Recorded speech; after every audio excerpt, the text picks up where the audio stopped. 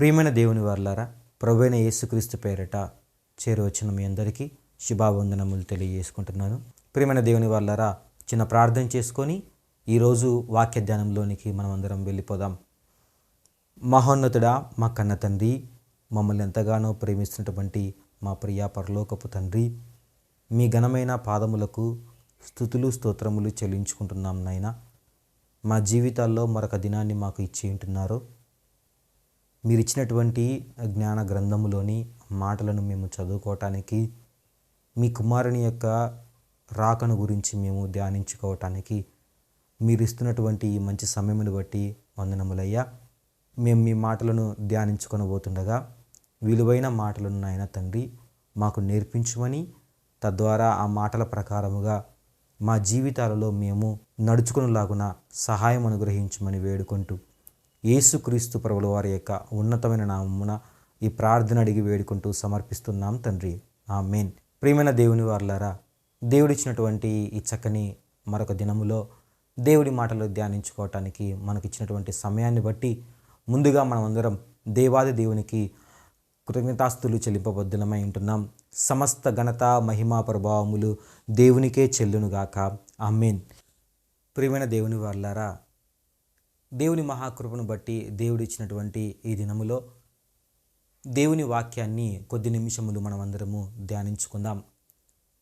యేసుక్రీస్తు ప్రభుల వారు సుమారు 2000 సంవత్సరాల క్రితం ఈ భూమి మీదకి వచ్చాడని, పుట్టాడని, ఆయన యొక్క జన్మ ఈ లోకానికి ఎంతో అవసరమైనదని ప్రపంచం క్రిస్మస్ అనే రూపంలో ఎంతగానో ఆనందిస్తూ దేవుడి మాటలను ధ్యానిస్తూ ప్రపంచానికి యేసుక్రీస్తు యొక్క గొప్పతనాన్ని తెలియచేయటానికి ఎన్నో కార్యక్రమాలను రూపొందించుకుంటూ ఉంటున్నారు. అయితే ఈ సమయంలో యేసుక్రీస్తు ప్రభుల వారి గురించినటువంటి కొన్ని విలువైనటువంటి సంగతులను మనం తెలుసుకుందాం. బైబిల్ గ్రంథంలో యేసుక్రీస్తు ప్రభుల వారిని ఎన్నో రకాలుగా అభివర్ణించటం జరిగింది. యేసుక్రీస్తు ప్రభుల వారిని గురించి మత్తయి గారు బైబిల్ గ్రంథంలో ఒక చక్కని మాటను మనకు రాస్తున్నాడు. ఆ మాటను ఒకసారి చూద్దాం. మత్తయి రాసిన సువార్త 4వ అధ్యాయము 12వ వచనం 16వ వచనాలు కలిసి ఉంటాయి. ఒకసారి చూద్దాం ప్రియమైన దేవుని వారలారా. మత్తయి రాసిన సువార్త 4వ అధ్యాయము 12-16 వచనాలు. యోహాను చెరపట్టబడినని యేసు విని గలిలయకు తిరిగి వెళ్ళి నజరేతు విడిచి జెబూలూను నఫ్తాలియను దేశముల ప్రాంతములలో సముద్ర తీరమందలి కపెర్నహూమునకు వచ్చి కాపురముండెను. జెబూలూను దేశమును నఫ్తాలి దేశమును యోర్దానుకు ఆవలనున్న సముద్ర తీరమున అన్యజనులు నివసించు గలిలయయు చీకటిలో కూర్చుండి ఉన్న ప్రజలను గొప్ప వెలుగు చూచిరి. మరణ ప్రదేశములోను మరణ ఛాయలోను కూర్చుండి ఉన్న వారికి వెలుగు ఉదయించెను అనే ప్రవక్త అయిన వెలుగు ఉదయించెను అని ప్రవక్త అయిన యెషయా ద్వారా పలుకబడినది నెరవేరునట్లు ఇలాగూ జరిగెను. ప్రియమైన దేవుని వారలారా, ఇక్కడ ఒక ప్రవచనం నెరవేరింది అన్నట్లుగా యేసుక్రీస్తు ప్రభుల వారి జీవితంలో జరిగినటువంటి ఒక సంఘటనను మత్తయి గారు బైబిల్ గ్రంథం నందు రాస్తున్నారు. ఏంటి? యోహాను గారు చెరపట్టబడిన తర్వాత యేసుక్రీస్తు ప్రభుల వారు గలిలయ ప్రాంతానికి వెళ్తారు. అలా వెళ్ళటం వలన ఒక ప్రవచనం నెరవేరింది అని చెబుతూ, ఆ ప్రవచనంలో ఏమని ఉంది అంటే, మరణఛాయలో ఉన్నవారికి, మరణములో ఉన్నవారికి గొప్ప వెలుగు ఉదయించెను అన్నట్టుగా అక్కడ రాయబడింది. అంటే యేసుక్రీస్తు ప్రభుల వారిని గొప్ప వెలుగుగా ఇక్కడ మనం చూడగలం. ఈ విషయాన్ని ఎక్కడ చూడగలమంటే, యెషయా గారు ఇది కొన్ని వందల సంవత్సరాల క్రితం యేసుక్రీస్తు ప్రభుల వారిని గురించి ప్రవచించారు అన్నది మనం చూడగలం. చూద్దాం ప్రియమైన దేవుని వారలారా, యెషయా గారు ఎక్కడ ప్రవచించడం జరిగింది. యెషయా గ్రంథము 9వ అధ్యాయము 2వ వచనాన్ని చూద్దాం ప్రియమైన దేవుని వారలారా. యెషయా గ్రంథము 9వ అధ్యాయము 2వ వచనం. చీకటిలో నడుచు జనులు గొప్ప వెలుగును చూచుచున్నారు, మరణఛాయగల దేశ నివాసుల మీద వెలుగు ప్రకాశించును. ఇక్కడ కొన్ని సంగతులు మనకు బోధింపబడుతున్నాయి. మొదటిగా యేసుక్రీస్తు ప్రభుల వారిని గొప్ప వెలుగు అన్నట్టుగా అభివర్ణించారు. యేసుక్రీస్తు గొప్ప వెలుగు అని చెబుతున్నారు ప్రేమనంత ఎవని వారులారా. అంటే యేసుక్రీస్తు ప్రభుల వారు ఈ లోకమునకు వెలుగుగా ఉన్నాడు, ఒక గొప్ప వెలుగుగా ఉన్నాడు. సాధారణమైన వెలుగే కాదు, ఆయన చాలా గొప్ప వెలుగుగా ఉన్నాడు. ఏంటి వెలుగు? ఎందుకు వెలుగు అవసరం? అంటే ప్రపంచంలో అంతవరకు వెలుగు లేదా? సూర్యుడు ఉదయించి వెలుగులు పంచుతూనే ఉన్నాడు కదా లోకానికి. మరెందుకు మళ్ళీ యేసుక్రీస్తు ప్రభుల వారిని గొప్ప వెలుగు అని అభివర్ణించడం జరిగింది? ఆయన్నెందుకు వెలుగుగా చూడాలి మనం? ఆయన కూడా శరీర మాంసములు కలిగినటువంటి ఒక మనిషిగా ఈ భూమి మీద నడిచిన వ్యక్తే కదా. ఒక్కసారి ఆలోచించండి.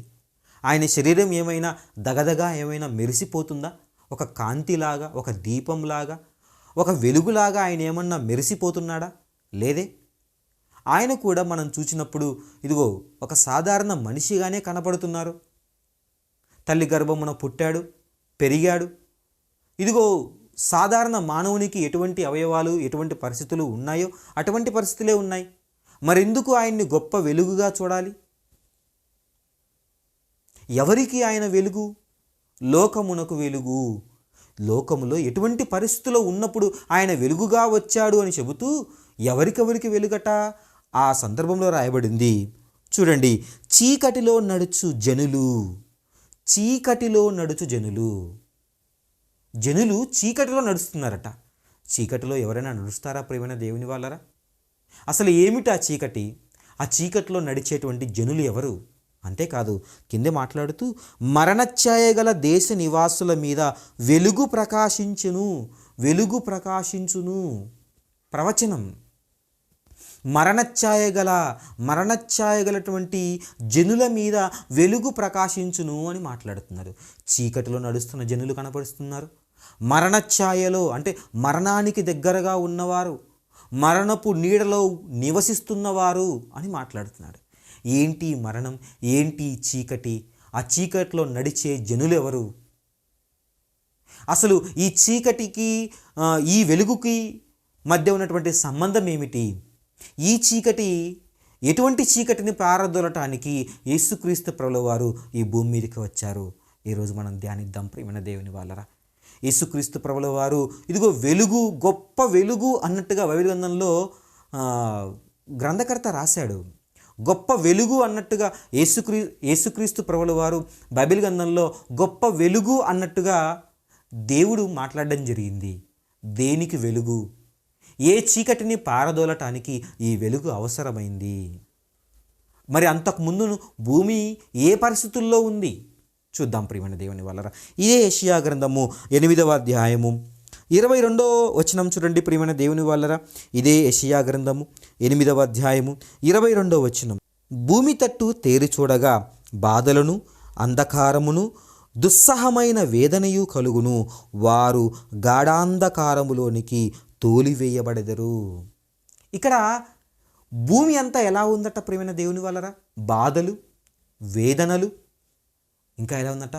గాఢాంధకారము అని మాట్లాడాడు. భూమిలో బాధలు, వేదనలు, గాఢాంధకారము సంభవించినది అని మాట్లాడుతున్నాడు. ఏంటి ఆ గాఢాంధకారం? లోకం చీకటిలో ఉంది, లేదా ఒక వ్యక్తి చీకటిలో ఉన్నాడు అని మాట్లాడితే మనం అర్థం చేసుకోగలిగినటువంటి సాధారణమైన విషయం ఏంటో తెలుసా ప్రియమైన దేవుని వాళ్ళరా? ఇదిగో అజ్ఞానం అనేటువంటి చీకటి. మనం ఎన్నోసార్లు విన్నాం. చదువుకోండి, వెలుగులోనికి రండి, అజ్ఞానపు చీకట్లను తొలగించుకోండి అని నినాదాలు కూడా మనం విద్య గురించి మనం విన్నాం. అంటే జ్ఞానం లేని ప్రదేశము ఏంటి? చీకటి. అంటే అప్పటికి లోకంలో జ్ఞానం లేదా? లోకంలో గొప్పవారుగా, శాస్త్రవేత్తలుగా పిలువబడుతున్న వారు యేసుక్రీస్తు పుట్టే నాటికి ఉన్నారు ప్రియమైన దేవుని వాళ్ళరా. చరిత్రకారులు, తత్వవేత్తలు, పేరుగాంచినటువంటి తత్వవేత్తలు కూడా యేసుక్రీస్తు ప్రభుల వారు పుట్టడానికి ముందు కాలంలోనే ఉన్నారు. మరి వారందరూ ఉండగా లోకంలో ఎందుకు చీకటి ఉంది? ఇంకా నిజంగా ఆలోచించాలి ప్రియమైన దేవుని వాళ్ళారా. ఎందుకు దేవుడు లోకము చీకటిలో ఉంది, ఈ లోకము చీకటిలో ఉన్నప్పుడు ఈ లోకానికి వెలుగుని ఇవ్వటానికి, వెలుగును పంచటానికి ఒక గొప్ప వెలుగుగా యేసుక్రీస్తు రావలసిన అవసరత ఏర్పడింది అని దేవుడు ఎందుకు చెబుతున్నాడు బైబిల్ గ్రంథంలో?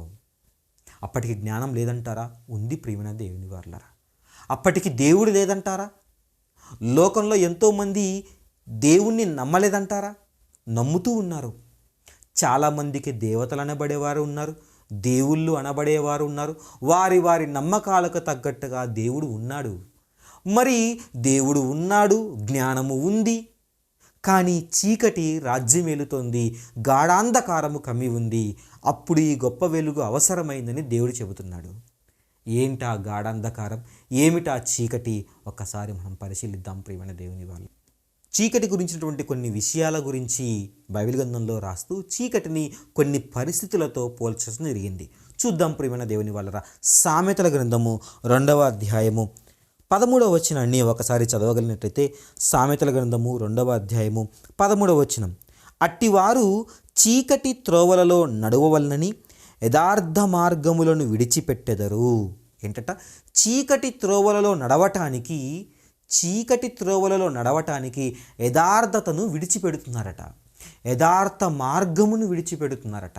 అంటే ఒక క్రమమైన మార్గము లేకుండా, యథార్థమైనటువంటి జీవితము లేకుండా ఎవరైతే అన్యాయముగా, అక్రమముగా జీవిస్తూ ఉన్నారో అటువంటి పరిస్థితి ఏంటట? చీకటి త్రోవలో నడవటం అని చెబుతున్నాడు. అంటే చీకటికి అర్థం బైబిల్ గ్రంథం ఏం చెబుతుందంటే యథార్థత లేకపోవటం, లేదా క్రమము లేకపోవటం, లేదా అన్యాయము విస్తరించటం. అంతేకాకుండా మరో చక్కని మాట చూడండి ప్రియమైన దేవుని వల్ల, కీర్తన గ్రంథము 74వ అధ్యాయము 20వ వచనాన్ని చూడండి ప్రియమైన దేవుని వాళ్ళరా. కీర్తన గ్రంథము 74వ అధ్యాయము 20వ వచనం, లోకములోనున్న చీకటి గల చోటులు బలాత్కారుల నివాసములతో నిండియున్నవి, కాగా నిబంధనను జ్ఞాపకమునకు చేసుకొనుము. లోకములో చీకటి గల చోటులు ఏం నిండి ఉన్నాయంట? దేనితో నిండి ఉన్నాయట? బలాత్కారముతో నిండి ఉన్నవి.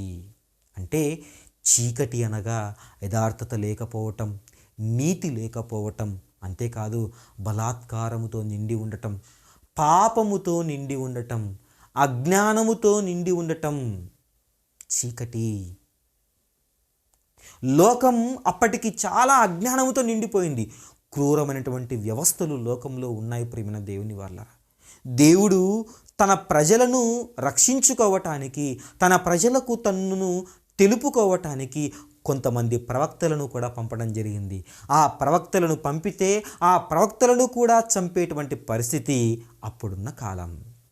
చీకటి. జ్ఞానమని చెప్పుకుంటూ, శాస్త్రవేత్తలుగా అని పిలుచుకుంటూ, చెప్పబడుకుంటూ వారు నేర్పుతున్న జ్ఞానం చివరికి ఏమి తెలిసిందంటే దేవుడే లేడు. వారి తత్వం, వారికి ఉన్న జ్ఞానం ఇదిగో అజ్ఞానాన్ని బోధిస్తుంది. చివరికి దేవుణ్ణి మరుగు చేసేదిగా ఉంది చీకటి. అంతేకాదు లోకం ఇదిగో అప్పటికి దేవుణ్ణి పూజల పేరిట, దేవుణ్ణి పూజించే పేరిట లోకం ఏం చేస్తుందంటే దేవుడికి ఇదిగో మనుషులను బలి ఇవ్వటం, మనుష్యులను చంపేయటం, మనుష్యులనే దేవునికి అర్పించటం చీకటి ప్రియమైన దేవుని వారలారా. కర్ణ పిశాచి తంత్రములను ఆశ్రయించటం. దేవుడు ఉన్నాడని, దేవుణ్ణి నమ్ముకున్నామని చెప్పుకుంటున్న ఇశ్రాయేలు ప్రజలు కూడా అప్పటి కాలానికి ఏం చేశారో తెలుసా ప్రియమైన దేవుని వాళ్ళరా? ప్రవక్తల మాటలను త్రోసిపుచ్చటం జరిగింది, దేవుడి ఆజ్ఞలను పక్కన పెట్టేయడం జరిగింది. అంతేకాదు చివరికి దేవుణ్ణే పక్కకు నెట్టేసి ఆ కర్ణ పిశాచి తంత్రముల వైపు వారు తిరగబడ్డారు ప్రియమైన దేవుని వాళ్ళరా. వారు తిరిగినట్టుగా బైబిల్ గ్రంథంలో రాయబడుతుంది. ఇదిగో అటువంటి పరిస్థితిని దేవాది దేవుడు దేనితో పోల్చాడో తెలుసా? గాఢాంధకారము. భూమిని చీకటి కమ్మింది. The world was in dark అన్నట్టుగా నిజంగా ఆ పరిస్థితి అలా మారిపోయింది ప్రియమైన దేవుని వర్లారా. అప్పుడు అవసరం ఒక లైట్. అప్పుడు అవసరం ప్రపంచానికి ఒక వెలుగు. ఆ గాఢాంధకారమును, గొప్ప చీకటిని పారద్రోలాలంటే గొప్ప వెలుగు అవసరమైంది ప్రియమైన దేవుని వాళ్ళరా. అందుకే అంటున్నాడు, నిబంధనను జ్ఞాపకము చేసుకొనుము. ఏంటి ఆ నిబంధన? ఏంటి ఆ నిబంధన అంటే ప్రియమైన దేవుని వాళ్ళరా, ఇదిగో మీ కొరకు నీతి సూర్యుడు ఉదయించును అని మలాకి గ్రంథంలో రాయబడింది ప్రియమైన దేవుని వాళ్ళరా. మీ కొరకు నీతి సూర్యుడు ఉదయించును. ఇదిగో ప్రపంచం ఇలా మారిపోయింది కదా, ప్రపంచం ఈ విధంగా తయారైపోయింది కదా, మరి ఇటువంటి ప్రపంచానికి వెలుగుని ఇవ్వటానికి మీకు ఒక నీతి సూర్యుడు ఉదయిస్తాడు. ఆ సూర్యుడు ఈ చీకటిని పారదోలుతాడు. చీకటిలో నడుచు జనులకు, అదేవిధంగా మరణ ఛాయలో ఉండు జనులకందరికీ వెలుగును పంచటానికి ఆయన వస్తాడు. ఆయన ఎవరో కాదు, ఒక గొప్ప వెలుగు, యేసుక్రీస్తు ప్రభుల వారు. ఆ నిబంధన గురించి బైబిల్ గ్రంథంలో చెబుతూ ఏమని మాట్లాడుతున్నాడో చూడండి. పేతురు గారు రాసినటువంటి 2వ పత్రిక 1వ అధ్యాయము 19వ వచనం. ప్రియమైన దేవుని వాళ్ళరా, మరియు ఇంతకంటే స్థిరమైన ప్రవచన వాక్యము మనకున్నది. ఇంతకంటే స్థిరమైన ప్రవచన వాక్యం మనకున్నది. తెల్లవారి వేకువ చుక్క మీ హృదయములలో ఉదయించు వరకు ఆ వాక్యము చీకటి గల చోటున వెలిగిచ్చు దీపమై ఉన్నట్టున్నది. దాని యందు మీరు లక్ష్యముంచిన యెడల మీకు మేలు. తెల్లవారి వేకువ చుక్క మీ హృదయములో ఉన్న చీకటిని తీసేయటానికి ఒక తెల్లవారి వేకువ చుక్క అవసరమైంది. అది మీ హృదయములో ఇదిగో ఏం చేస్తుందంట? ఆ వాక్యము చీకటి గల చోటున వెలిగిచ్చు దీపములా ఉంది. అది రాబోతుంది ప్రవచన వాక్యం. చీకటి గల చోటునంటే అంటే పాపము భూమిని కమ్ముకున్నప్పుడు, పాపమనే చీకటి భూమి మీద ఆవరించి ఉన్నప్పుడు, ఏమాత్రము తమకు దేవుడు తెలియదు అన్నట్టుగా ప్రవర్తిస్తున్నటువంటి జనులు ఈ భూమి మీద ఉన్నప్పుడు, అజ్ఞానపు పొరలు లోకాన్ని కమ్ముకొని అసలు దేవుడే లేడన్నట్టుగా బ్రతుకుతున్నప్పుడు, అన్యాయము, అక్రమము, దుర్మార్గము విస్తరించి ప్రపంచ ప్రజలందరూ వేదనలతో, బాధనలతో కృంగి ఉన్నప్పుడు, ప్రపంచమంతా చీకటిలోనికి, గాఢాంధకారంలోనికి కమ్ముకొని ఉన్నప్పుడు, దేవాది దేవుడు తాను చేసిన నిబంధనను జ్ఞాపకం చేసుకుంటున్నాడు. ప్రియమైన దేవుని వాళ్ళు, ఏంటో ఆ నిబంధన తెలుసా? మీ కొరకు తెల్లవారి వేకువ చుక్క. ఆ వేకువ చుక్క ఎలాగట? ఇదిగో చీకటి గల చోటున వెలుగుచ్చు ఒక దీపంలా ఉంటుంది. ఏంటా వేకువ చుక్క? చూద్దాం ప్రియమైన దేవుని వాళ్ళరా. ఆ వాక్యము వెలుగుచ్చు దీపము అన్నాడు కదా. ఎవరా వాక్యము? ఏంటా వాక్యము? చూద్దాం ప్రియమైన దేవుని వాళ్ళరా. యోహాను గారు రాసిన సువార్త 1వ అధ్యాయము 4వ వచనం నుంచి చూద్దాం ప్రియమైన దేవుని వాళ్ళరా. యోహాను గారు రాసిన సువార్త 1వ అధ్యాయము 1వ వచనము, 4వ వచనము, 9వ వచనాలు చూద్దాం ప్రియమైన దేవుని వాళ్ళ. ఆది యందు వాక్యము ఉండెను, వాక్యము దేవుని యొద్ద ఉండెను, వాక్యము దేవుడై ఉండెను, ఆయనలో జీవము ఉండెను. 4వ మాట, ఆయనలో జీవము ఉండెను, ఆ జీవము మనుష్యులకు వెలుగై ఉండెను. అంతేకాదు 9వ వచనం, నిజమైన వెలుగు ఉండెను, అది లోకములోనికి వచ్చుచు ప్రతి మనుష్యుణ్ణి వెలిగించుచున్నది. ఏమని చెబుతున్నాడమ్మా? యేసుక్రీస్తు ప్రభుల వారు వాక్య రూపంలో ఉండి ఇదిగో ఈ భూమి మీదకి ఒక వెలుగుగా వచ్చేటట. ఆ వెలుగులో ఏముందట? జీవముందట ప్రియమైన దేవుని వాళ్ళారా. అంతేకాదు ఇదిగో ఆ వాక్యము నిజమైన వెలుగుగా ఉండెను. అంతేకాదు ఆయన వెలుగు ఎటువంటి వెలుగట? నిజమైన వెలుగు అన్నాడు. నిజమైన వెలుగు, మినుకు మినుకుమనేటువంటి ఏదో చిన్నపాటి దీపాల్లాంటి వెలుగు కాదు, అదో గొప్ప వెలుగు. అంతేకాదు నిజమైన వెలుగు, నిజమైన జ్ఞానం, నిజమైన దైవాన్ని పరిచయం చేసే వెలుగు అది. నిజమైన సత్యాన్ని పరిచయం చేసే వెలుగు అది ప్రేమన దేవుని వారలారా. ఆ నిజమైన వెలుగు వచ్చిందట. ఆ వచ్చి ఏం చేస్తుందట? ప్రతి మనిషిని వెలిగించుచున్నది, ప్రతి మనుష్యునికి వెలిగిస్తున్నది ప్రేమన దేవుని వారలారా. యేసుక్రీస్తు ప్రభుల వారు లోకానికి వెలుగుగా ఉన్నాడు, గొప్ప వెలుగుగా ఉన్నాడు. అంతేకాదు నిజమైన వెలుగుగా కూడా ఉన్నాడు. ఈ నిజమైన వెలుగు గురించి ఒక ప్రవక్త మురిసిపోతూ ఏమని మాట్లాడుతున్నాడో చూడండి ప్రియమైన దేవుని వల్లరా. ఈ నిజమైన వెలుగు గురించి ఇదిగో ఎదురు చూసి ఎప్పుడైతే ఆ నిజమైన వెలుగును కల్లారా చూశాడో ఆ ప్రవక్త మురిసిపోయి ఆ నిజమైన వెలుగు ఈ లోకంలోనికి ఎందుకు వచ్చింది, ఆ నిజమైన వెలుగు వచ్చి ఏం చెయ్యబోతున్నాడు అన్న విషయాన్ని చెబుతున్నాడు చూడండి ప్రియమైన దేవుని వల్లరా.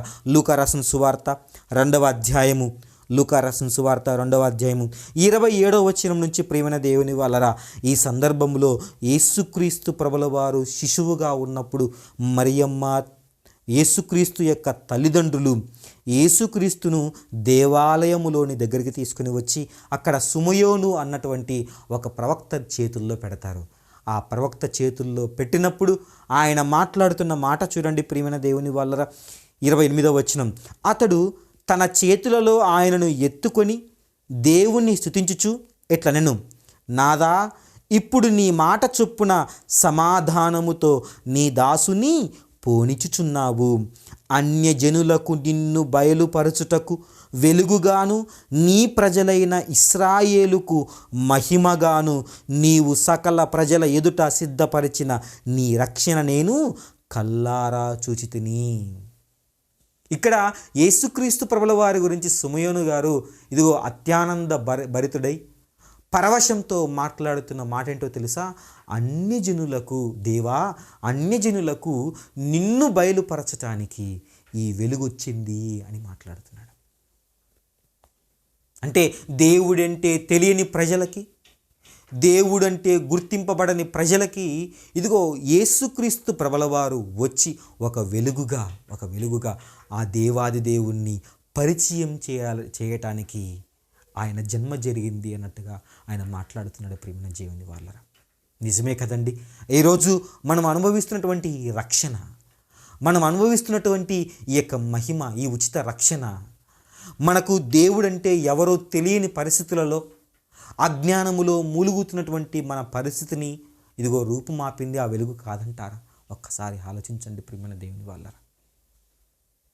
ఇశ్రాయేలు ప్రజలు మాత్రమే దేవునికి ప్రజలుగా నియమించబడి వారు అలా ఉంటున్నప్పుడు అన్యజనులను కూడా దేవాది దేవుడు కనికరించి మనలను ఇదిగో తన కుమారులుగా పిలుచుకోవటానికి ఆ వెలుగు ద్వారా మనల్ని నడిపించటానికి యేసుక్రీస్తు ప్రభుల వారిని ఈ లోకానికి పంపించడం జరిగింది ప్రియమైన దేవుని వాళ్ళరా.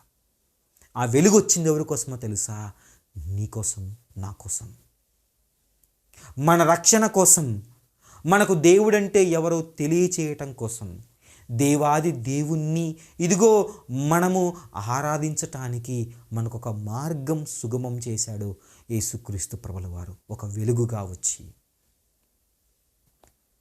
అందుకే యేసుక్రీస్తు ప్రభుల వారు తన గురించి తాను పరిచయం చేసుకుంటూ ఇదే మాటని చెబుతున్నాడు చూడండి ప్రియమైన దేవుని వల్లరా. యోహాను రాసిన సువార్త 8వ అధ్యాయము 12వ వచనం చూడండి ప్రియమైన దేవుని వల్లరా. యోహాను రాసిన సువార్త 8వ అధ్యాయము 12వ వచనం, యేసు నేను లోకమునకు వెలుగును, నన్ను వెంబడించువాడు చీకటిలో నడువక జీవపు వెలుగు కలిగి ఉండునని వారితో చెప్పెను. యేసుక్రీస్తు ప్రభుల వారు అంటున్న మాట, నేనెవరిని?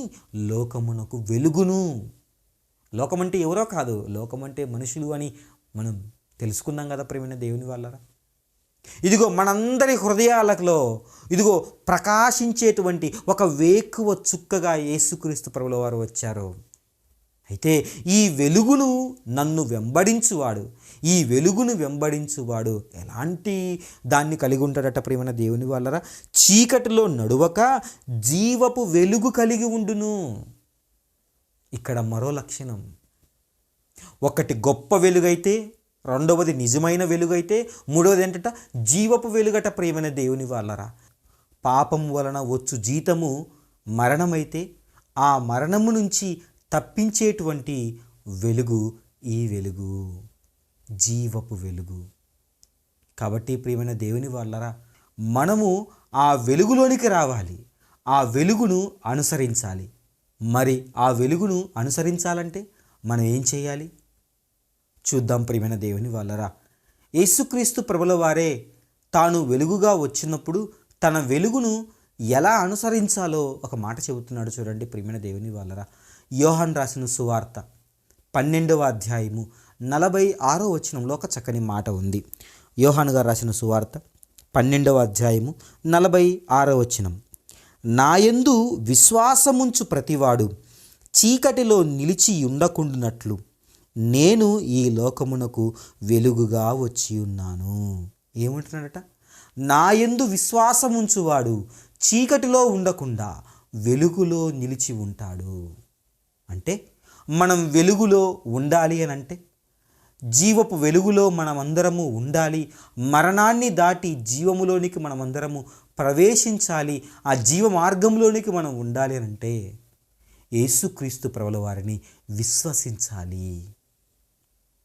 ప్రియ సహోదర సహోదరి, ఈరోజు వెలుగు ప్రాముఖ్యత ఏంటో మనం తెలుసుకుందాం. ఆ వెలుగు మన జీవితాల్లోకి జీవము అన్న సంగతి కూడా తెలుసుకున్న మనం మన జీవితాల్లో వెలుగులు నింపుకోవటానికి మనం చేయాల్సిన ఒకే ఒక్క పని యేసుక్రీస్తు ప్రభుల వారిని విశ్వసించటం, మన రక్షకునిగా అంగీకరించటం. ఆ వెలుగును మన జీవితాల్లోకి ఎప్పుడైతే ఆహ్వానిస్తామో మన జీవితాల్లో పాపం ఉండదు. ప్రియమైన దేవుని వారలారా, అజ్ఞానము ఉండదు. సత్య దేవుడు, నిజమైన దేవుణ్ణి మనము ఆరాధించటానికి మన కన్నులు తెరవబడతాయి. ప్రియమైన దేవుని వారలారా, అంతేకాదు చివరిగా మరణము నుండి మనమందరము జీవములోనికి ప్రవేశిస్తాం.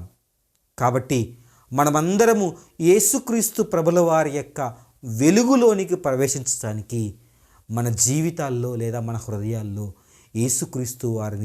యేసుక్రీస్తు ప్రభుల వారిని మన రక్షకునిగా నమ్మి అంగీకరించి విశ్వసించాలి. అలా విశ్వసించినప్పుడు చీకటిలో మనం ఉండకుండా వెలుగులోనికి మనం ప్రవేశపెట్టబడతాం. ప్రియమైన దేవుని వాళ్ళరా, అట్టి వెలుగులు మన జీవితంలో ఇదిగో ఈ మాటలు వింటున్న ప్రతి ఒక్కరికి అనుగ్రహింపబడాలని ఆ దేవాది దేవుణ్ణి మనస్ఫూర్తిగా కోరుకుంటూ అట్టి ధన్యత దేవుడు మనందరి జీవితాల్లో దయచేయనుగాక. ఆమేన్. కళ్ళు మూసుకోండి, ప్రార్థించుకుందాం. మహోన్నతుడా, మా కన్న తండ్రి, మీ ఘనమైన పాదములకు స్తుతులు స్తోత్రములు చెల్లించుకుంటున్నాం నాయన. చీకటిలో మా జీవితాలు ఉంటున్నప్పుడు మా జీవితాలకు వెలుగు అవసరమని యేసుక్రీస్తు ప్రభుల వారిని ఈ లోకమునకు వెలుగుగా పంపి ఉంటున్నారు. అయ్యా, ఆ వెలుగును తెలుసుకున్న మేము, ఆ వెలుగు ప్రాముఖ్యతను తెలుసుకున్న మేము, అది పాపము నుంచి దూరముగా మమ్మల్ని తీసుకెళ్ళగలదని, వెలుగులోనికి మమ్మల్ని నడిపిస్తుందని, అజ్ఞానాన్ని తొలగిస్తుందని, అంతేకాదు మరణము నుండి జీవములోనికి మమ్మల్ని తీసుకెళ్ళగలదని మేము తెలుసుకుని ఉన్నాం.